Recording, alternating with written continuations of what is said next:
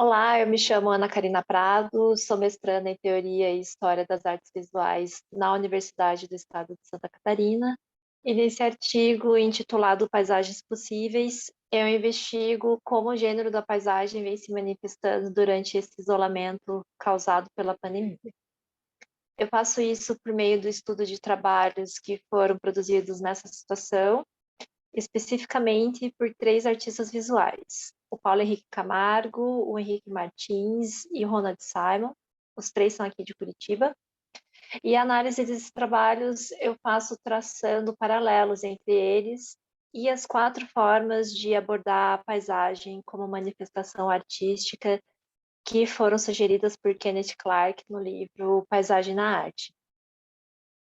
Os diálogos estabelecidos possibilitaram reflexões sobre a manifestação desse gênero numa produção contemporânea e demonstraram também a sua renovação diante do tempo, né, e como ele pode se manifestar apesar aí de um contexto inusitado. O estudo e o texto foram estruturados dessa forma, sendo que esses subtítulos são aspectos da paisagem que foram mais aprofundados em cada tópico. Então, ali depois da introdução, no tópico jardim, eu relaciono o Paulo Henrique Camargo com a paisagem de símbolos.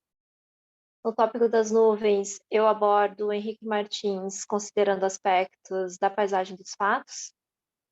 No tópico horizonte, eu traço paralelos entre Ronald Simon e a paisagem fantástica. E, por fim, no refúgio, eu faço as considerações finais e abordo a paisagem ideal.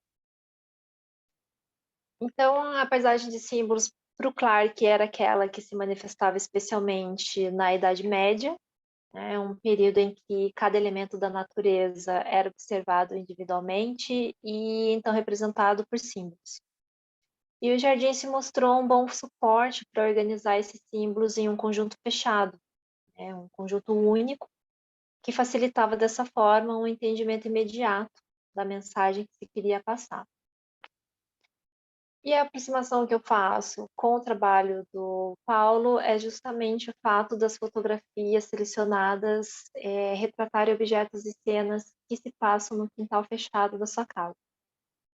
São imagens que integram a série Pequeno Enfoque do Cotidiano, em que ele vem fotografando o dia a dia da sua família há anos já, mas um trabalho que se intensificou durante a situação de isolamento, como ele mesmo me contou numa conversa virtual que tivemos.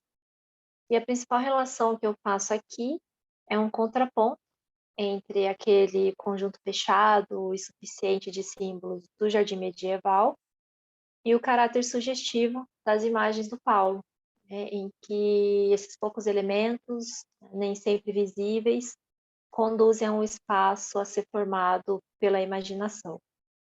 E essa questão da paisagem imaginada, eu vou pensar a partir das reflexões da Anne Kaufman no livro A Invenção da Paisagem.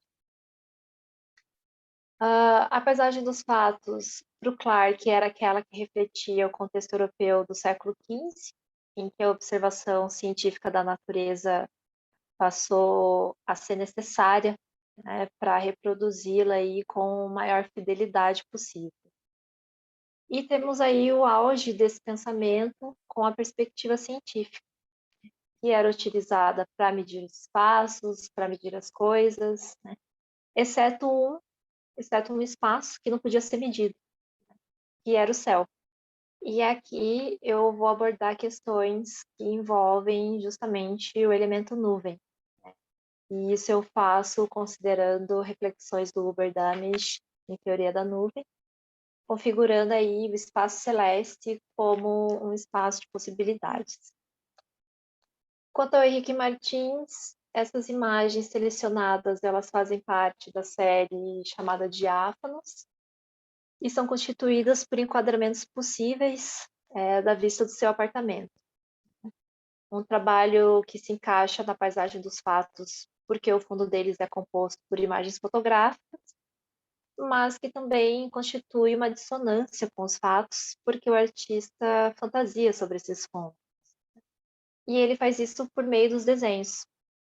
que são feitos diretamente no vidro da janela e depois são fotografados de um ângulo em que interagem com a paisagem do fundo.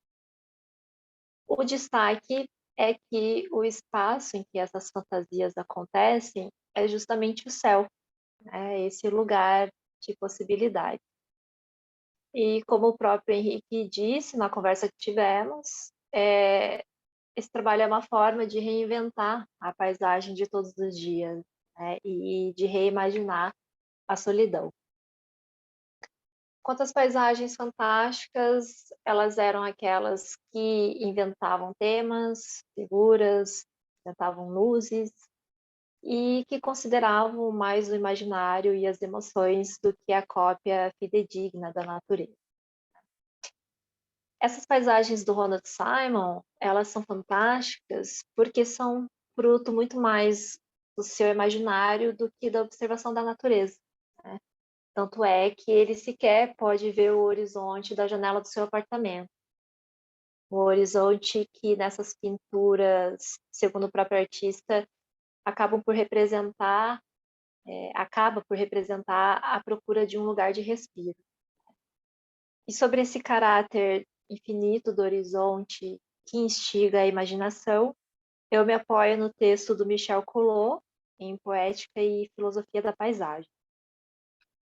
Um destaque nesse tópico é que, embora o trabalho do Simon seja conhecido pela predominância de formas geométricas bem definidas, com cores chapadas, o que se vê nessas paisagens produzidas agora, durante a pandemia, é uma diminuição considerável, né, dessa geometrização e uma expansão das cores e texturas. Uma transposição aí dos próprios padrões do artista, né, que pode também ser um reflexo do desejo de transpor os limites do confinamento. E, por fim, os trabalhos que foram examinados nesse estudo, eles possuem uma característica em comum, que é essa busca por um lugar natural como refúgio, né? Um lugar em que reina a paz, onde é possível respirar tranquilamente ao ar livre, e longe aí de um ambiente hostil. Essas características todas, elas são também da paisagem ideal, a que o Clarke se referiu como a quarta forma de abordar a paisagem na arte.